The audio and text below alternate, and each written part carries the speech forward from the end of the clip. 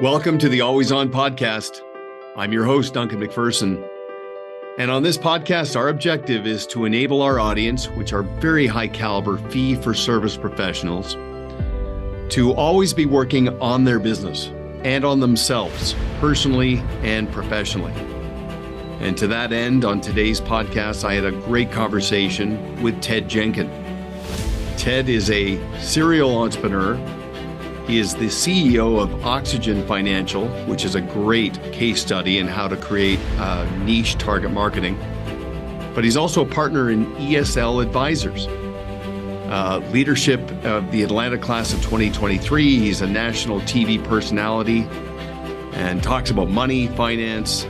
He's very active on YouTube in various aspects of social media.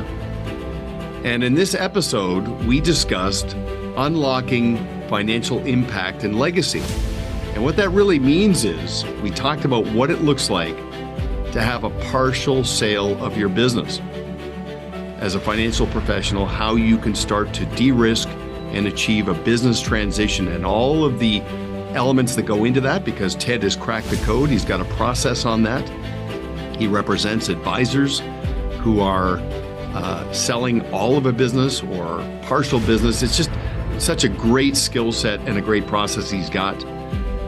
So I hope you enjoy this conversation. And if you do like it, please like and share, and then tell your colleagues. And as always, I just invite you, if you have any ideas or topics you'd like to hear on this podcast down the road, just let us know. Thanks for listening. Well, I am brimming with enthusiasm because I'm about to have just another stellar conversation with Ted Jenkin. For those of you who don't know, Ted is a returning guest on the Always On podcast, one of our most popular, and just in terms of engagement and follow-up. And again, to recap, if you're just getting to know Ted, one of the most innovative financial professionals I have ever met in my close to 30 years working in this community. We'll get more into that a little bit later on, but also ahead of the curve in terms of trends, in terms of how the industry is evolving and how he represents himself in the marketplace, and beyond an early adopter in terms of acting on specific opportunities that exist in the business. Ted, how you doing? Thanks for being here. It's great. It's a great day. That it is. I'm so excited about what's in store for this industry and what's in store for humanity, frankly, over the course of the next months and years. I don't think there'll be a better time to be a financial professional. I don't think there'll be a better time to be alive. That's just my optimism and my interpretation of events. But on a more granular level, I do want to speak to Ted's credibility around this conversation, because there are some things in life you cannot learn in a simulator. They're experiential. And so credibility speaks to not just wisdom, but also just how you conduct yourself and the actions you take. So again, your foundation is that you are a lifelong entrepreneur and you built a very successful financial services business, which is a great starting point. But then you did incredible research and entered into a sell and stay situation where you took some chips off the table and de-risked. You engineered a great exit. And by that, I mean a liquidity event. You monetized. I'm going to assume that greatly exceeded your expectations, but also activated an immense rejuvenation in terms of your ability. So can we start there? Yeah, I mean, what a great feeling to wake up in the morning and be able to say, if I don't want to work again, I don't have to work again. And it's the thing we dream about, Duncan, for our clients. They say, help me figure out how to make work optional one day. And the moment I did my transaction, work became optional for me. And it's interesting because advisors don't always think about all the passions that they want to pursue because they're doing their day job of being a financial advisor. Once I made my transaction, I could continue to do some things in the business. As you mentioned, I did a sell and stay, but it really opened up the doors for me too to exercise my entrepreneurial muscles even more. Well, and I've seen that full spectrum. I've seen where the safety net of financial independence can become a bit of a hammock. And fair enough. I mean, some people want to go out and golf and travel and live their best life, and that's great. And then I've seen the other side where that work optional lifestyle actually activated a new level of purpose and motivation, which is the case with you. Oh, yeah. But then after the dust settled on that, you went deeper into your business. You went into expanding your entrepreneurial pursuits, one of which included the calling of helping financial advisors navigate it for themselves. And one of the things that we both noticed, not just with business owners in general, but with these lifelong planners, financial advisors, is that they tend to kick the can down the road around their continuity and succession plan and those dynastic issues, but also what it means. They don't have a plan to monetize fully, and then what the rest of their life would look like. So you and your team developed an intellectual property, a process to help advisors get around that and start to work on that. And now you've got a vast community of advisors that have engaged you and your team to do that. And you've got a pipeline that's bursting. And from that, in our conversations offline, you've started to identify these various scenarios where it wasn't a one size fits all, a square peg in a round hole. The idea of unlocking financial impact and legacy took on different shapes for different individuals. And that's where I'd like to go with this conversation, is just to talk about the concept of a partial sale as part of the sell and stay dynamic, and what are some of the other scenarios an advisor can look at. So yeah, let me just say first to advisors that this myth that because the Fed has raised interest rates 500 basis points, that it's dramatically impacted the buying and selling market is a complete myth. Duncan, I have never seen more capital and it being influxed into our marketplace to buy financial services practices. So the fact that interest rates have gone up, don't let anybody fool you that this is decreased multiples. It's decreased the opportunity to sell your business, because that's completely unfactual. And I want to say that before I get into the partial sales, that the second thing I continue to see, Duncan, and I know that you coach a lot of advisors, is that if you don't get two things in place, number one, your P&L statements, meaning that you really have your arms around the profit and loss statements in your business and do it in a professional way, you're going to have a problem when you want to maximize your multiples and minimize your stress. Number two, legal agreements. Almost every practice I see that's a multi-million-dollar producer tends not to be an all-employee business, meaning that you have a lead advisor, a senior advisor, whatever you want to call it. And often the junior advisors are 1099 contractors that sit inside of the practice. When you want to sell that business to a company that's going to pay you a lot of money, they're going to ask you, well, do the 1099 contractors own their clients, or do you own the clients? Well, I think everybody knows I own the clients. No. Legally, who owns the clients? And if you don't have your legal structure in place, it is going to cause you more than one jug of Pepto-Bismol when you sell your practice. It is going to be really problematic. So I want to comment on just those two things before we do the partial sale, because when you're building your business and you recruit people in, or you bring in junior advisors, if you don't build it with purpose and intent, not only on all the practice management stuff that you coach on, but the legal and financial piece of it, you're never going to intrinsically maximize the multiples in your business. You're just not. Okay, so I'm glad you went there. And actually, you prompted me to think, for everybody listening in, make sure at a minimum you follow Ted on LinkedIn. It's an essential follow. He's very active in a multitude of different themes, but you've got to stay in contact with Ted Jenkin on LinkedIn, number one. Number two, Visit sellyouraum.com to just understand how robust this process is that Ted has built out, because all the things you just said that there and many more have been fully built out. Like you've got checklists, you've got a to-do list, all the different things a financial professional needs to do to strengthen their position. Because your comment, and this has been validated, your comment about rates, what the raising rates does, among many other things, is rewards those who have the strongest case, the strongest business.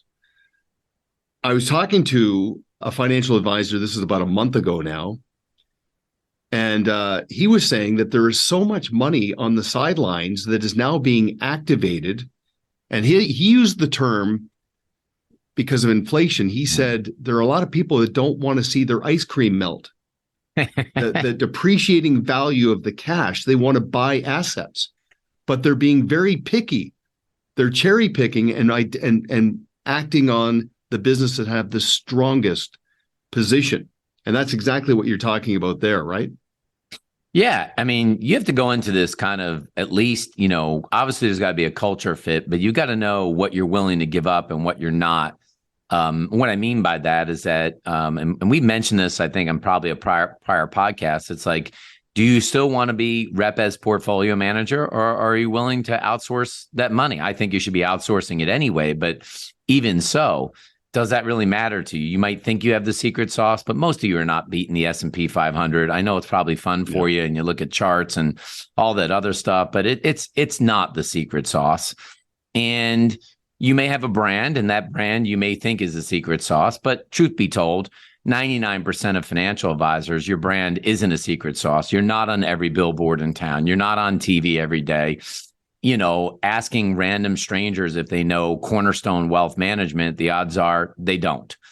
But you've got to be clear about what you're doing, and also clear about how you're going to communicate things with everyone in your company. A lot of advisors are like, well, I'll just do this and then I'll let everybody know at the last minute. And it's like, you've got to be smart. Remember, you've got to be a leader in this when you're selling your business. And it's just not things, Duncan, that we're trained on. We're trained on how to bring in assets and do financial planning and asset allocation and tax work. And you help them with practice management. But we're not, how many of you have ever sold a business before? The odds are you haven't. And you can say, well, I've helped clients before. Have you? Have you brokered a business? Have you had to negotiate a letter of interest? Have you had to go through due diligence? The odds are you haven't. You might have given some sideline coach type advice, but it's not real advice, most advisors. So I just say that not to be mean or condescending in any way, but to say, when you want to get millions of dollars, you want somebody in your corner, just like your clients should have somebody in their corner when they sell their business. And that's probably why so many people do kick that can down the road, is because it's abstract and it's so big. So they just say, okay, I'm just going to put my head down and grind it out and do my job.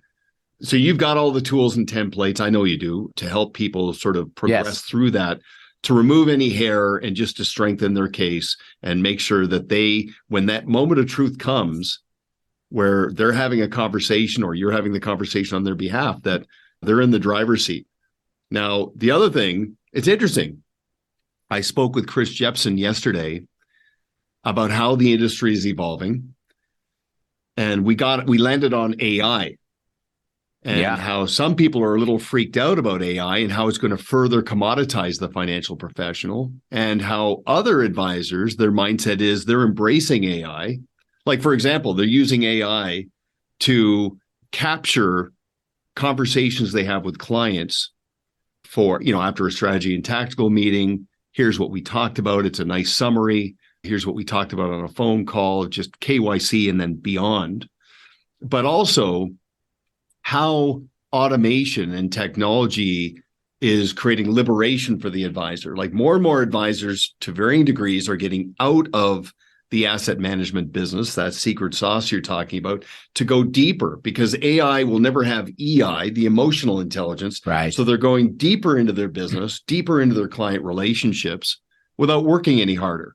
I mean, these are some of the benefits of the path that we're on and the era that we're in right now. But I do want to go deeper into some of the, when you get into the Yeah. weeds with an advisor to prepare them for the moment of truth, what are some of those things that you're working on with them? Yeah, so let's go through this example because we were going to talk a little bit about this idea of a partial sale, right? Which is that you're an advisor right now and you do $2 million of revenue. And you're thinking to yourself, I don't know when I want to exit the business exactly.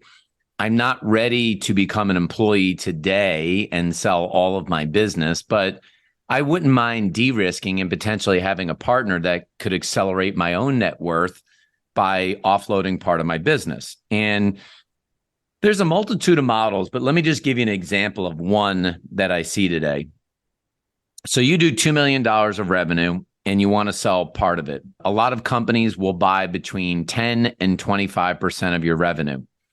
So let's say they buy 25% of your revenue in this case, or they buy a $500,000 of your revenue. The first point of negotiation will be, how much of a multiple am I going to get on the partial sale of my business? Now, you're generally not going to get the same multiple on a partial sale as you would on a full sale, right? That's part of the misnomer for advisors, which is like, well, I should get this multiple. It's like, well, you're not selling all of your business. You're selling part of your business, right?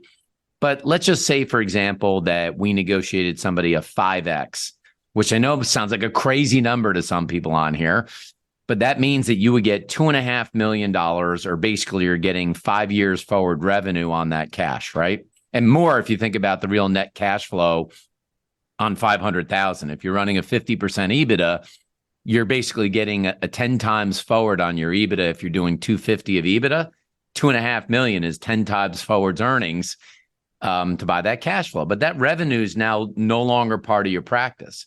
You have to run your practice on the remaining 75% of the revenue. And you could certainly grow it back. Sometimes that 25% can be cash, and sometimes it can be cash and equity, or sometimes you could just swap equity, meaning that I could take equity in a private equity firm that's been growing at a 30 to 40% CAGR, which is probably not as fast as my practice would grow in terms of the inherent stock value. Okay. Now, the remaining 75%, there are a number of ways to exit out of it down the road. Remember, you generally run it, you control it. Doesn't mean you couldn't sell it to another firm. Doesn't mean you couldn't sell it to your advisors. Doesn't mean you couldn't give it to your kid. But some of them and some of these companies, Duncan, have the intention of going public. So what they will do, and I wanted to explain this because advisors generally haven't heard these terms, is they may do something called a drag tag model. And what that means is that if you sell 25% of your business, the drag is a requirement, meaning if you sell 25%, if there's a public event or the company recapitalizes, you would be required to sell another 25%. That's the drag. The tag would mean that you could, at your discretion, sell up to another 25%. So technically speaking, you could sell another 50% of the business. Imagine that the publicly traded stock went public at a 20 multiple of revenue. That 20 multiple of revenue would be passed down to you, generally speaking, or quite a bit of it on the drag tag. So in this case, imagine, Duncan, that I said to you, hey, you might be able to get a 15 to 20 multiple on your business on revenue. What?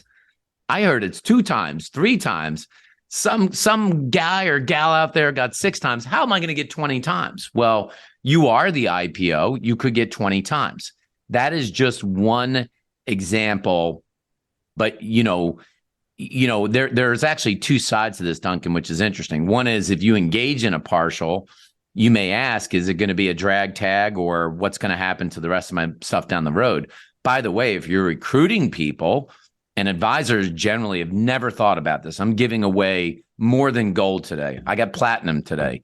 You could set up your own drag tag, meaning you could bring in a 1099 and say, yeah, you're a 1099, but when you get in here, you've got a licensing and service agreement with my practice, and we're going to do a drag tag, meaning when I sell, you have to sell, or when we sell a piece of it, you have to sell it. So we've never been trained to think of like creative business structures It's just not what we've done as advisors. Every conference, Duncan, in this industry is all about marketing, practice management, new products, where the marketing going.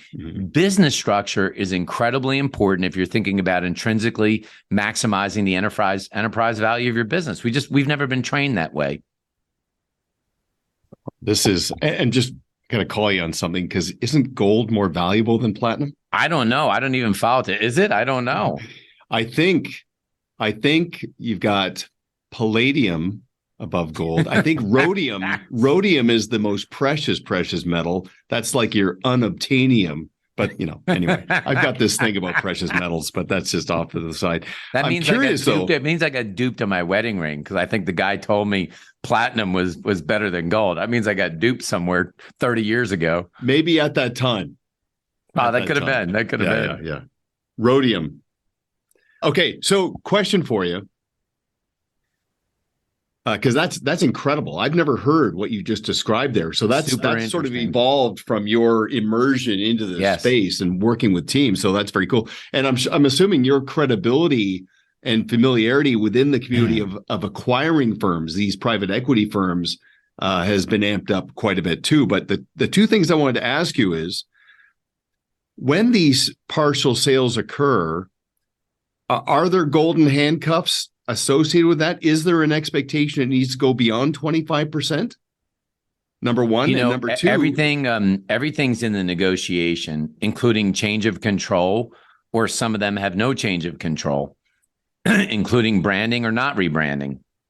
You have a whole number of ways that you can do it, but I generally try to negotiate them where there's no golden handcuffs. Let's say it that way.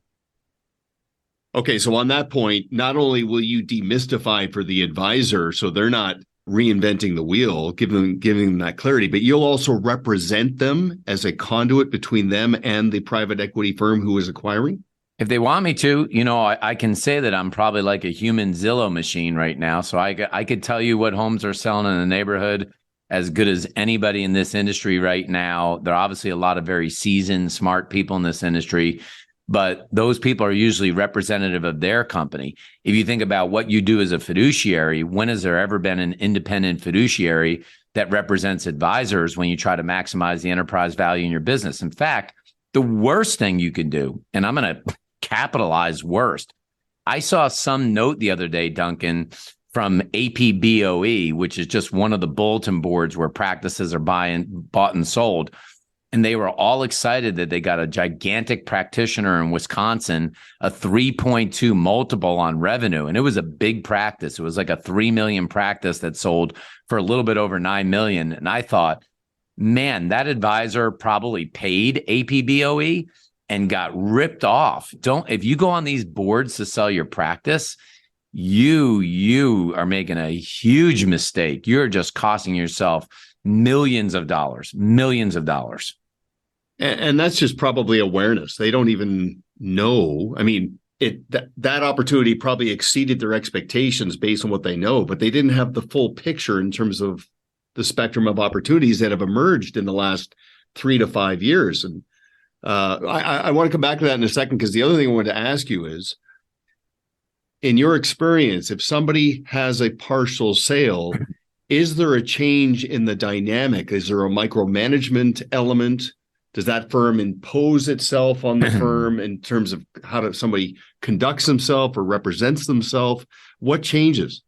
So, there are both W-2 and 1099 partial deals. So it's a little bit bifurcated, but the reality is on most of the 1099 deals, I'd say 90% of them, nothing changes in your business, right?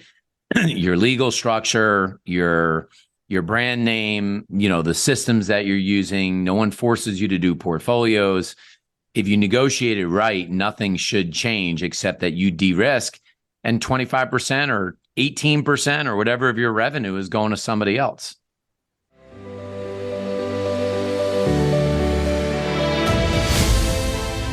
Have you ever considered launching your own podcast? Not sure how to start? Outsource it to the best in the business. We did. Our trusted partners at Proudmouth have a turnkey process to take care of everything. Add predictability to your marketing efforts. Visit them today at proudmouth.com.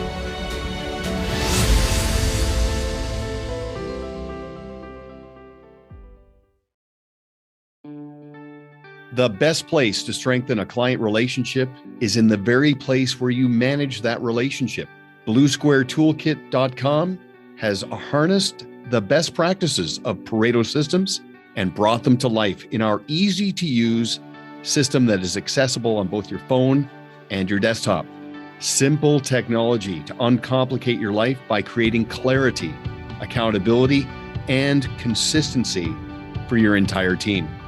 Build stronger client relationships by tracking and archiving essential information on what matters in your client's life, and make yourself indispensable and more referable in the process.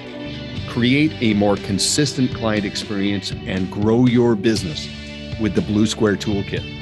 Visit BlueSquareToolkit.com to get your 14-day free trial today.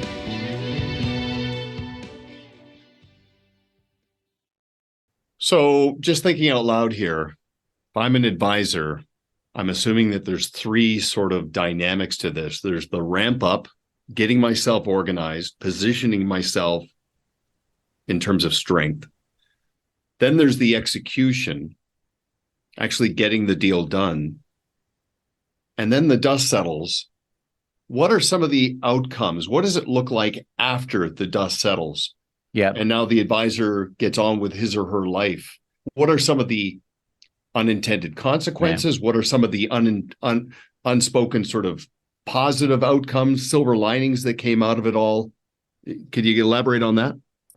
Yeah, I mean, I love the advisors that, are doing 2 million of production today. They're 55 years old. They've been doing this business for 30 years. And we get into these conversations. They say, but Ted, I really think I'm going to double my business in the next 3 years. And I'm like, well, it took you 30 years to get to do $2 million, and you're going to magically double it in 3 years. That it is kind of funny. First and foremost, if you do this, you generally want to be thinking about how you pour gasoline on your practice. And there's no doubt that whether you do a full sale or you do a partial sale, you should have the roller skates on, and you should be going more aggressively towards an end game. And I think the most advisors should at that point be trying to scaling up marketing as fast as they can, making sure that they've got generational transfers, meaning G2 or G3s that are inside of the practice, making sure everything is systematized and mechanized. So if you're not there, it actually runs like a business, which you should be doing anyway, but all those things can happen. I've not seen any of these deals outside of branding where every once in a while portfolio management where anything else is stuffed down your throat. Yes, some of these companies have a different CRM system. Some of them build it on Salesforce. Some of them, will bastardize a piece of software online and create their own stuff. And some people say, we don't care if you do Redtail or Juncture or Wealthbox or whatever it is you want to use for a CRM system. But I think the biggest unintended piece is how it's going to affect your staff. And it's why the communication to your junior advisors and your staff is critical. It's okay, by the way. Publicly traded companies always build contingency plans at the executive leadership level, always. And you need to basically remind your team, you're probably not going to be there forever. And you could be worried about your whole staff turning over, or you can get them excited to figure out a path to how to get them all engaged in the growth of the company. That's what publicly traded companies do. They give people stock in the company and they get them charged up to grow top line revenue and EBITDA. We don't think that way, right? And so whether you do it through phantom stock or you're doing it through the way you're setting up the bonus structure and Duncan's team is helping you, it's okay. One of the things Duncan and I worried about when I sold is, gosh, are all the clients going to leave? Are all the staff going to turn over? And in the end, what I'm finding is that nobody in there thought I was going to be there forever. They knew who I was. They're like, we didn't think you were going to be here forever. Even clients that I've talked to now 4 years later, they're like, we knew, Ted. We knew that you were doing TV or you're an entrepreneur. You weren't going to be here forever.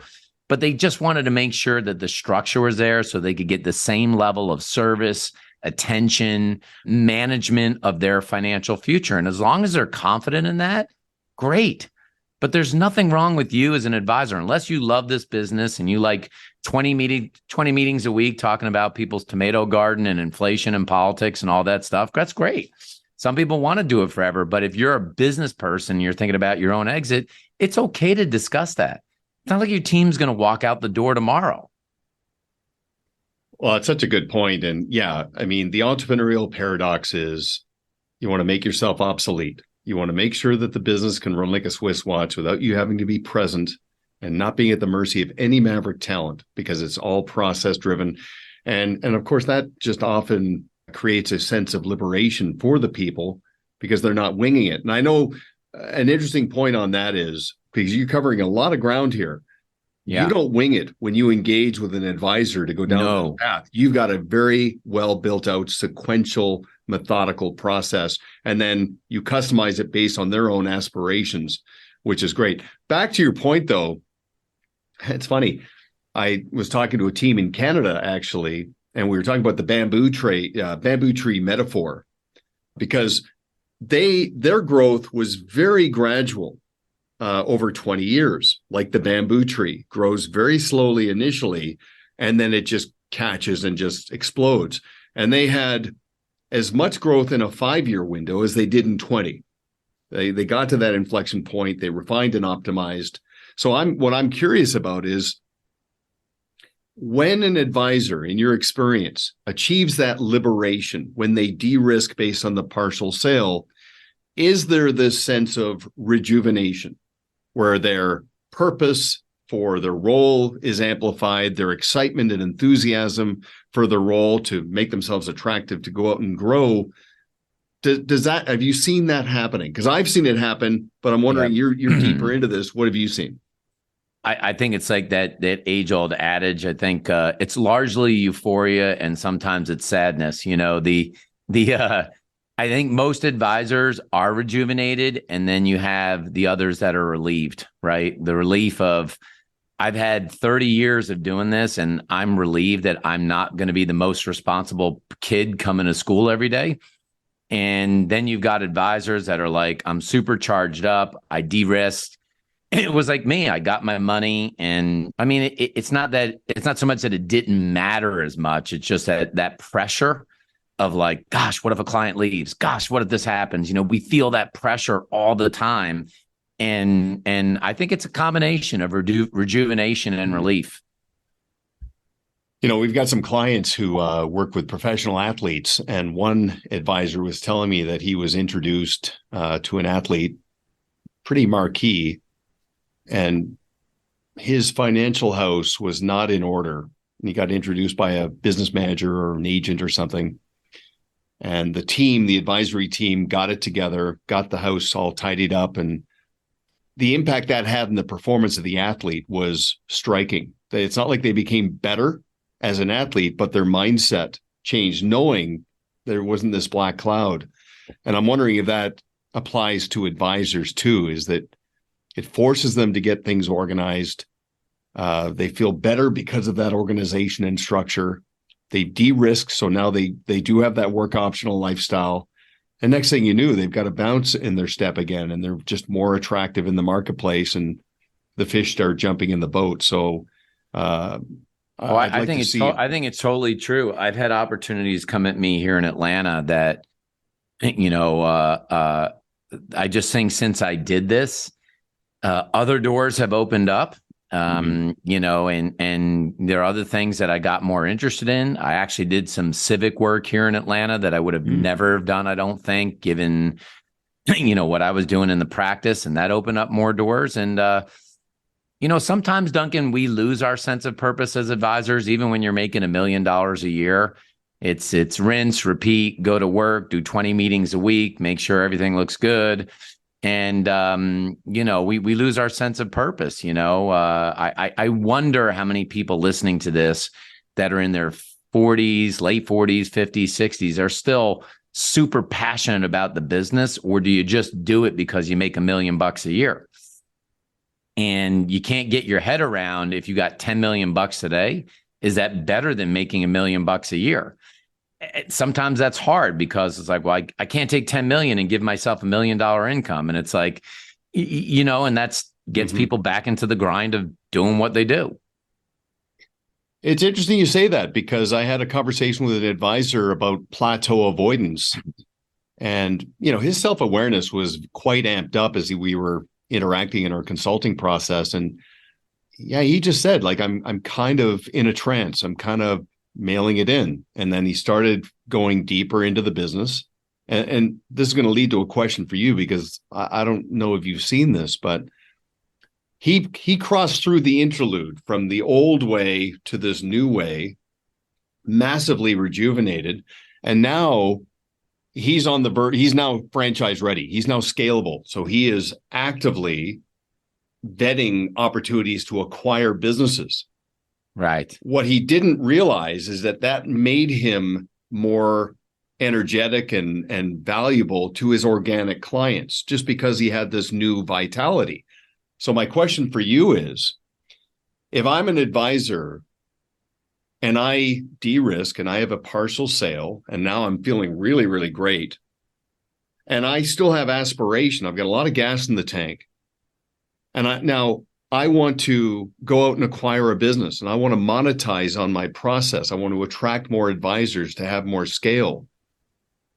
Does that strengthen their case? I'm assuming it does. If they want to go from 25 to 50 down the road, are they further in the driver's seat? Oh, yeah. I mean, that's actually the time to scale. If you sell a partial piece and you can figure out how to buy practices or, recruit advisors into your fiefdom, you can make it even more valuable on most of these partial sales when you decide to liquidate other pieces of the business. At the same token, you could just call it a de-risk, right? Let's say you got 8 or 10 times forward earnings, let that cash sit in the bank as like part of your retirement plan, and just go grow the hell out of the rest of the practice, right? And give it to your kids or whatever it is. So there's not a definitive, you have to do this or that. But yes, if you could scale buying practices and doing those other things as you sold a partial sale, there's a good chance that you would get a heavy duty multiple on the remainder of the business.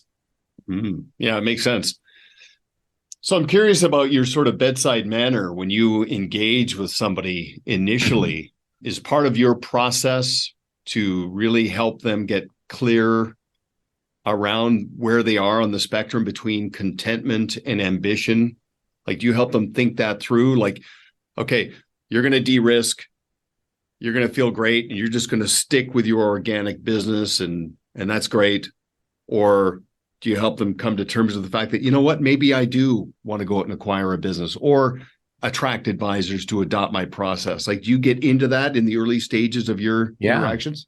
I mean, this is 30 years of experience of doing financial planning for clients. This process looks a little bit different, but not that much different, right? There's that initial meeting to understand goals and objectives, understand both the facts and the feelings, and then make a determination if there is a vision for the kind of plan that the advisor wants for their future. And if they don't know what it is, can we help them flesh out what makes sense for them, continuity wise, family wise, business wise? Some people have real estate, some people don't in their practice. And then when we sign an engagement, in general, or if I do an engagement, we're not charging consulting fees, right? In general, things would be success-based. And that means that we've got to help somebody get over the finish line. And I just say in advance, sometimes advisors can freak out because if they sold their business for 30 million, and I'm just making this up, but if you paid me 3 million, you might go, $3 million, that's crazy. Okay, but could you have gotten 27 million on your own? The odds are you could not, right? You have to know every nook and cranny in the English muffin in order to be able to get it. And that's key. And then, Duncan, it's important that we really understand the practice, the legal contracts in the practice, we almost always have to help the advisors clean up their financials. Hardly ever do I see a redacted set of financials that look good. And then, much like you would think about in a real business, creating that confidential information memorandum on the business to take to all of the potential suitors, right? And then you got to have the initial meetings to find out, if we go on a first date, is there a culture fit to even get to a second date? If you get to a second date, you get a little deeper into the practice. And then, you get NDAs signed, you exchange financials, and then you go through a process of trying to get to a deal deck or an offer or term sheet to say, does this make sense? Negotiations ensue. You get to an indication of interest or a letter of interest.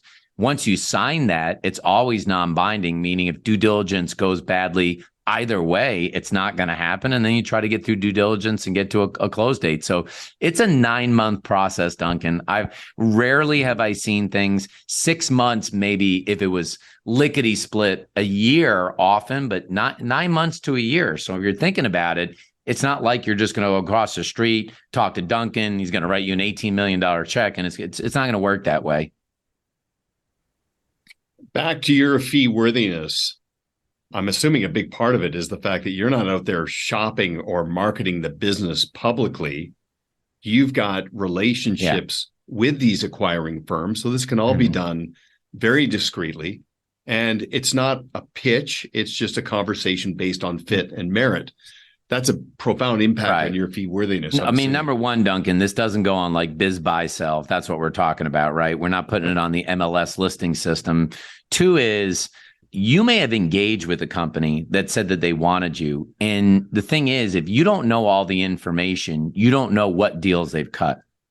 What if I was to tell you today that one of the biggest broker dealers in the entire planet would buy your whole practice today, and if you stay for 13 years as an employee, they give it back to you? What? So the thing is, Duncan, if you're not in the market, right, this is like, why do you hire a real estate agent? Because hopefully they're in your neighborhood, they're in your market, they know what's sold, what hasn't sold, so you can price this appropriately and get it sold. Without being in the market every day, you're going to get taken advantage of because you're not going to know where to fill air in the balloon, where the nooks and crannies are. I mean, and the thing is, it's like, as an advisor, here's a question to ask yourself. Are you worth the 1%? Are you worth the 1%? One could argue if somebody just bought an S&P 500 fund and they never had you, they would do better. But we all know there's so much that goes with the emotions of when people would pull money and when they would leave money and what happens in good markets and bad markets, these Vanguard studies that have gone on forever. So of course you're worth the 1%, although we're challenged on it all day. So you can't be cheap when you hire somebody and be like, well, I don't want to pay you. People have been paying you for years. We could argue it all day long. You're worth it and we're worth it. And that's why we do it. Yeah, I love it. And what I love, since you and I have been talking about this over, I guess it's now a couple of years, it's not this recycled conversation. You keep upping your game. And I'm assuming that's just experiential knowledge and wisdom coming from being in the trenches with people who are actually getting it done. There's a reason professional athletes get an agent, right? There's a reason they get an agent. There are a couple that have tried to set up their own entities, right? But very few, because they know the marketplace. They know what the Lakers are going to offer. They know what the Celtics are going to offer. They know what the Canadians or the Bruins are going to offer. They know these things. I am in this every single day, learning, looking, seeing things. And I'm in your neighborhood, right? And so I've seen all the homes. I've been through them all. I know what the basements look like. I know what the pool house looks like. I know what they all look like. And so these folks can't fool me. You can't fool me when I have all the information.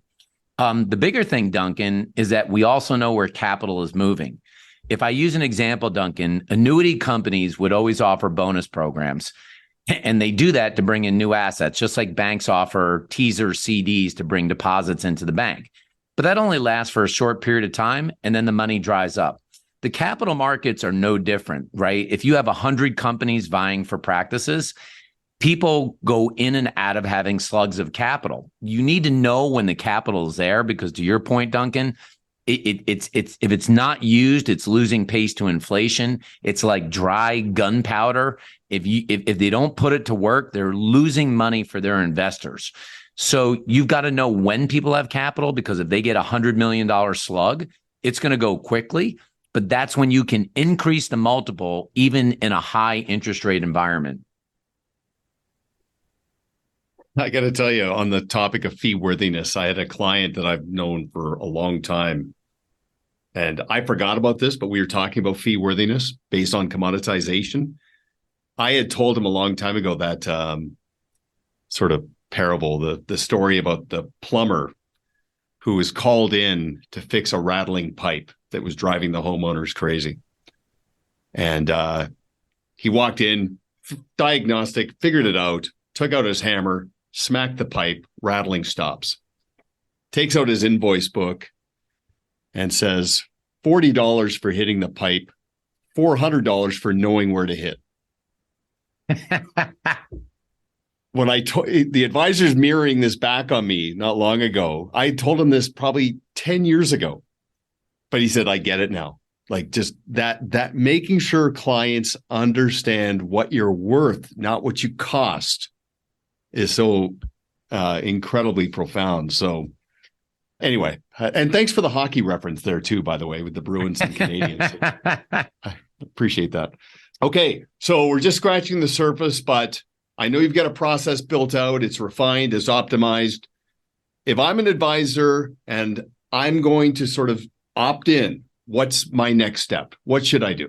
I think the easiest thing is go to that website you mentioned in the beginning, sellyouraum.com. Just mention that you heard us on the Always On podcast. We'll just have an initial conversation, because you may decide to do nothing right now. That's okay. You may decide you want to kick the tires. That's okay. Listen, there's no better business valuation than actually putting your house for sale, because you're going to find out what it's worth. These valuations that are done by companies, and I'll leave them all nameless, they all come out saying your practice is worth 1 times commission and 2 to 3 times recurring revenue. I guess you could use that, Duncan, for a life insurance policy and a buy-sell agreement, but it really has zero relevance to you selling your business if you actually want to make money on your business, unless you're going to sell it to the person down the street. And I'm not telling you that's a bad thing. It's just not going to maximize the multiples in your business. So sellyouraum.com is the best place to start. Okay, great. And I'm just curious, if I'm an advisor and I go from intent to consent, so I kick my tires, I go through the due diligence and I say, let's go, let's do this. How do I represent that to my clients? Like, do I tell them that I'm doing this? How do I position it? No, I don't think in the initial stages you're really telling anybody, right? That's why we have confidentiality, non-disclosure agreements. I mean, you're merely just trying to see what the marketplace looks like. If you engage and you get to a letter of interest or something like that, then maybe conversations internally might make sense. And in some cases, you might not have to repaper or rebrand. And so there may be very little conversation you have to have with clients, because not that much might change for them. When I did mine, there was no repaper, no rebranding. All that changed for clients is who is going to become their day-to-day servicing person. Nothing else changed for them, not their statements, not the website. So it's premature to have those conversations until you know what the outcome may be. But then after the dust settles, if I do see it through to the end, I'm assuming I can position it with clients around getting out in front of continuity and succession issues, and being in a position where I can elevate the client experience. I mean, those types of talking points and phraseology, that's appropriate. I think almost everybody in this industry has moved at least once. And when you did, like, I know repapering is like the most awful thing in the world to go through, but you gave a story to your clients. We're moving from this wirehouse to this wirehouse, this broker dealer to this broker dealer, or I'm going hybrid RIA or my own RIA. And you had a story about why it makes sense. So I'm just going to say for the record that I think pretty much everybody listening to this can probably come up with a compelling reason for clients why it's in their best interest, because you've probably done it before. Yeah, well said. Good point. And yeah, I mean, if it's all positioned as a benefit to the client, usually it's also revealing and confirming that based on the strength of the relationship, the client's going to say, hey, Ted, whatever you think, I trust you. That's true. Yeah. Awesome. Okay. So sellyouraum.com. That's a great place to start. Follow Ted on LinkedIn. Essential follow. So that's great stuff. And across the entire board within the industry. And let me know how it goes, because I've had nothing but positive feedback from the advisors who have told us what it's like to interact with you. So kudos, you're doing a great job, and thanks for being here. And we'll have you back sooner than later, I'm sure. Thanks for having me on. Everybody listening, I'm a big fan of yours. I did it all these years. Don't let anybody ever tell you that you are overpaid and underworked. This is one of the hardest businesses in the world, both personally and from a regulatory perspective. And just surround yourself with great people. And in these kinds of markets, when there are a lot of turmoil, I've always felt it's the best time to market. So market away right now to bring in new money. Very well said. Okay, Ted, take it easy. Thanks.